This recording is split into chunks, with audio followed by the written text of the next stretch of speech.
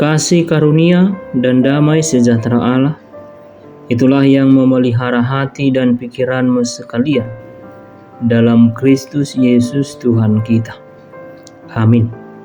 Saudara-saudari, mari kita mendengarkan firman Tuhan yang terambil dari kitab Mazmur pasal 28 ayat 2 sampai dengan ayat yang ke-9. Demikianlah bunyi firman Tuhan. Dengarkanlah suara permohonanku apabila aku berteriak kepadamu minta tolong dan mengangkat tanganku ke arah tempat-Mu yang maha kudus. Ayat 6. Terpujilah Tuhan karena Ia telah mendengar suara permohonanku. Ayat 7. Tuhan adalah kekuatan dan perisaiku, kepadanya hatiku percaya, aku tertolong, sebab itu beria-ria hatiku, dan dengan nyanyianku aku bersyukur kepadanya. Ayat 8.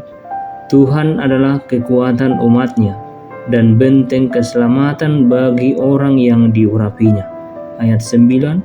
Selamatkanlah kiranya umat-Mu dan berkatilah milik-Mu sendiri.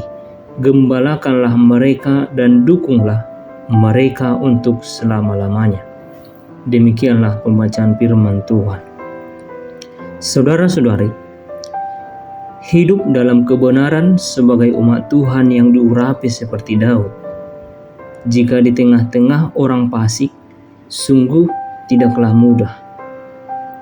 Apalagi jikalau dalam menjalani hidupnya, dia berjalan serasa sendirian, seperti dalam ayat 2, tentu akan lebih mudah goyah dan berkompromi dengan kemunafikan.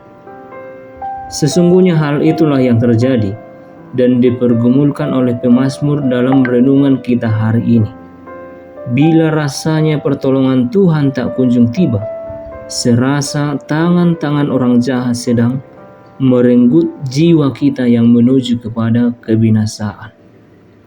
Saat-saat seperti itu juga sering membuat kita merasa kehilangan akal, dan mungkin banyak yang tergoda untuk mencari pertolongan dari pihak-pihak lain.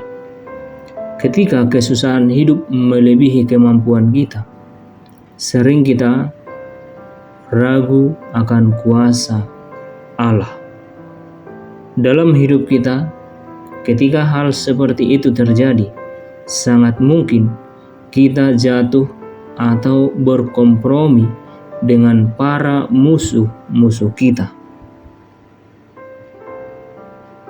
Dalam renungan harian Luther kita hari ini, kita dapat melihat bahwa pemazmur berada dalam situasi yang sangat mirip dengan hal yang kita ceritakan di atas. Ia merasa tertekan karena sepertinya Tuhan berdiam diri dan membisu, seperti dalam ayat 1. Ia merasa dengan membisunya Tuhan, dirinya seperti ditinggalkan oleh Allah untuk mati. Itu sebabnya dia berkata, aku menjadi seperti orang yang turun ke dalam liang kubur. Pemazmur juga hampir merasa terseret kepada perbuatan orang fasik, sebagaimana dalam ayat 3. Namun, firman ini kembali menjelaskan bahwa meskipun dalam keadaan sulit seperti itu, pemazmur tetap bertahan dan tetap mengharapkan agar Tuhan mendengarkan permohonan dan teriakannya minta tolong. Itu jelas dia mengatakan dalam ayat 2. Hal itu terjadi supaya ia tetap bertahan untuk tidak tergoda atau berkompromi dengan kejahatan. Pemazmur juga memohon supaya Tuhan mengganjar orang-orang jahat karena kejahatan mereka. Bahkan lebih daripada itu, pemazmur juga memanjatkan ucapan syukur seakan-akan Tuhan sudah mendengarkan permohonannya dan sudah menolongnya, sebagaimana dalam ayat 6 sampai 7 dikatakan demikian. Hal ini adalah keyakinan pemazmur bahwa Tuhanlah penolong dan penopang umat-Nya. Oleh sebab itu, Seruan kepada Tuhan ini juga ditujukan demi umat milik Tuhan itu sendiri, sebagaimana dalam ayat 9 dikatakan. Artinya, pemazmur sungguh telah menyatakan iman atau kepercayaannya di tengah-tengah situasi yang sepertinya tidak ada pengharapan. Godaan begitu kuat untuk menyerah, namun satu hal yang luar biasa, iman Daud tidak pernah goyah karena ia tahu dan yakin akan pertolongan Tuhan. Sebab kita juga harus tahu bahwa iman yang benar akan memampukan kita untuk melewati sulitnya kehidupan.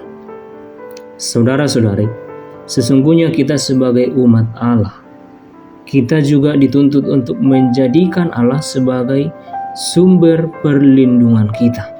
Kita harus menjadikan Allah sebagai kekuatan terbesar kita. Sebab jikalau tidak demikian, maka kesesakan dan kejahatan akan menjadi bagian yang tak dapat kita hindari dari hidup kita. Bahkan segala kesesakan dan kejahatan akan menghancurkan kita, membuat iman kita musnah jikalau kita menjauh daripada Allah. Ingatlah, saudara-saudari, tidak ada orang yang dapat bertahan berjuang dalam perjalanan kehidupannya, baik susah, senang maupun banyak pergumulan. Tidak akan ada yang dapat melewati jikalau tidak tinggal di dalam Kristus. Oleh karena itu, setiap orang percaya haruslah berbeda dari orang-orang fasik. Dalam hal relasi yang dibangun oleh sesama, haruslah kita senantiasa menunjukkan kebaikan dan persahabatan yang tidak pura-pura. Ketulusan harus menjadi salah satu aspek yang tak tergantikan dalam setiap relasi kita. Jangan sampai relasi hanya dibangun dengan tujuan-tujuan yang telah diagendakan dan hanya untuk kepentingan sepihak. Seperti Daud yang membenci perbuatan fasik, demikianlah juga sepatutnya kita harus menjauhi kecurangan dan penipuan, dan juga alam kesesakan yang kita alami haruslah dapat kita lewati dengan penuh pengharapan dan keyakinan. Ingatlah, saudara-saudari, Tuhan adalah tempat perlindungan dan benteng keselamatan kita yang kekal. Karena itu, tetaplah bersandar dan berpengharapan hanya kepada Allah saja. Meskipun dunia ini membuat hidup kita susah, tetapi yakin dan percayalah, kuasa Allah telah mengalahkan dunia. Allah berkuasa untuk memelihara dan menolong hidup kita. Demikianlah firman Tuhan. Kiranya kasih setia Allah Bapa, Anak dan Roh Kudus memelihara serta menolong kita. Amin.